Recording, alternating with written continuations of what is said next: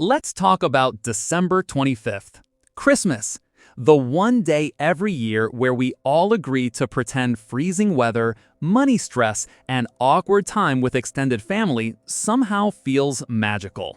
And honestly, when you really stop and think about it, the whole thing is kinda strange.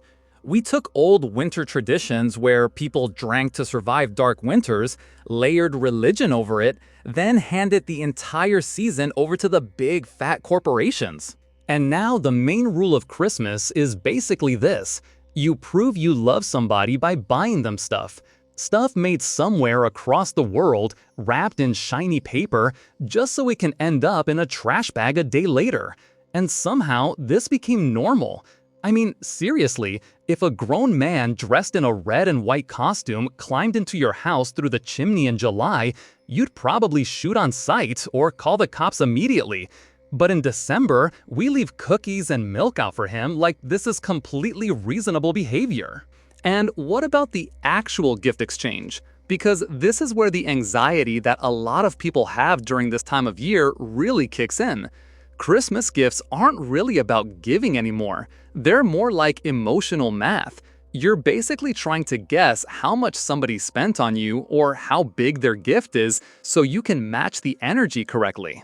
Because if you spend $40 on somebody and they hand you a $200 leather jacket, you don't feel excited. You feel guilty. And then the whole day changes. Now you're standing there pretending to enjoy Christmas while secretly doing financial calculations in your head. Okay, next year I need to spend more. Or maybe, wait, was there another gift in the car that I forgot to bring inside? And the funny thing is, nobody talks about this part. We're all supposed to pretend gift giving is completely selfless. Meanwhile, half the room is quietly trying to figure out whether they accidentally underperformed. Because Christmas isn't really a gift exchange anymore. It's a weird emotional scoreboard. And somehow everybody is keeping score while pretending they aren't. Now you spend the rest of the day mentally trying to figure out how to repay them somehow. I mean, think about it. Really think about it. How many times has that happened to you? And what about the Secret Santa gift exchange at work? Probably one of the most awkward human experiences ever created. HR basically forces coworkers who barely know each other to spend exactly $20 on random junk. So everybody buys candles, coffee mugs, lotions, or blankets with fake inspirational quotes nobody actually wants. The person opens the gift, fakes a smile, says thank you, then throws it into a closet until they quit 6 months later. Honestly, we're just moving $20 bills around in circles through crap products. But the real center of Christmas isn't the gifts, it's the family gathering. Christmas is basically the one day every year where people who barely talk the other 11 months suddenly sit in the same house together for 8 straight hours pretending everything feels natural. And the second you walk in, you realize you don't really have much in common besides a last name and old memories. And then come the questions. The same questions you've been answering for years. How's work? How are the kids? You still living in the same place? Got any big plans for next year? Nobody actually wants the full answer. We're all just participating in an annual conversational ritual we've been performing for decades. Everybody knows their lines, everybody knows their role. And somehow, we keep doing it. Not because it's meaningful, but because it's tradition. Then, like clockwork, the gifts start.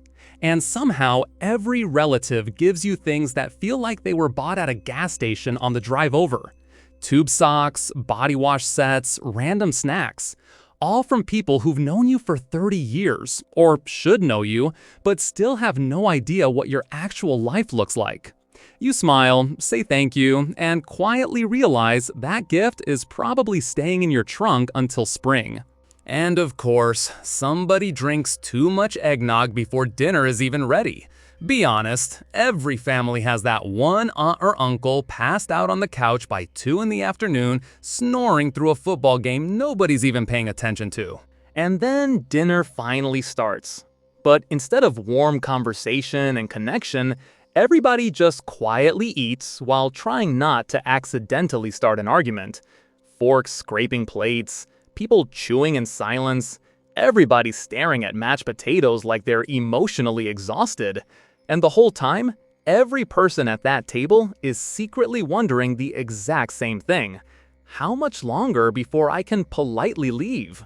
And then there's the music. Let's not forget the joyful music that takes over the airwaves for the entire holiday season. If you work retail during the holidays, your brain basically gets attacked by the same 6 songs over and over for 2 straight months. Mariah Carey probably makes more money every December than most people make all year, off one song playing while people fight each other for parking spaces at Target. And holiday traffic? Definitely far from normal traffic. That's stress moving at 40 or 50 miles an hour. Half the people are driving too slow because they're lost trying to find a relative's house they haven't visited in years, while the other half are speeding because they forgot batteries for some toy that absolutely cannot be opened without them. The entire month is filled with pine trees, car exhaust, and financial stress. And everybody complains the whole time. The weather, the shopping, the crowds, the decorations, and the prices. And that's the weird part. Nobody complains more about Christmas than people who absolutely love Christmas. The people with 15 inflatable snowmen in their front yard. The people with 3 Christmas trees. The people who started decorating before Halloween was even over.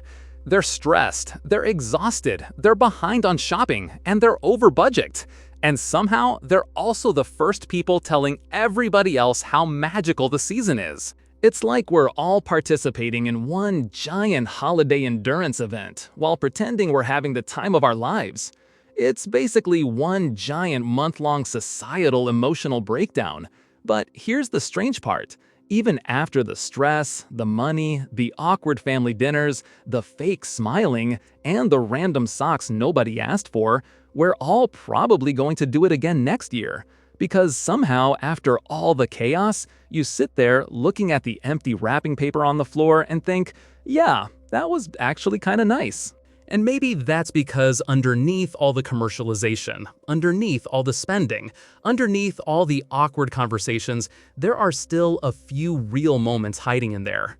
A laugh you didn't expect, a story you've heard 100 times but somehow still enjoy hearing, a few hours where people slow down long enough to actually be together. Maybe that's what we're really showing up for. Maybe that's the part we're actually trying to hold on to. Not the gifts, not the decorations, and not the sales. Just the rare moments where everybody pauses life for a little while. Nonetheless, we can probably all agree, Christmas is a screwed-up system inside of a screwed-up system, but maybe that's why it still works. So tell us, what's your most hated Christmas song? Or the worst Secret Santa gift you've ever gotten? Let me know what you think. And remember, lock in and enjoy your life.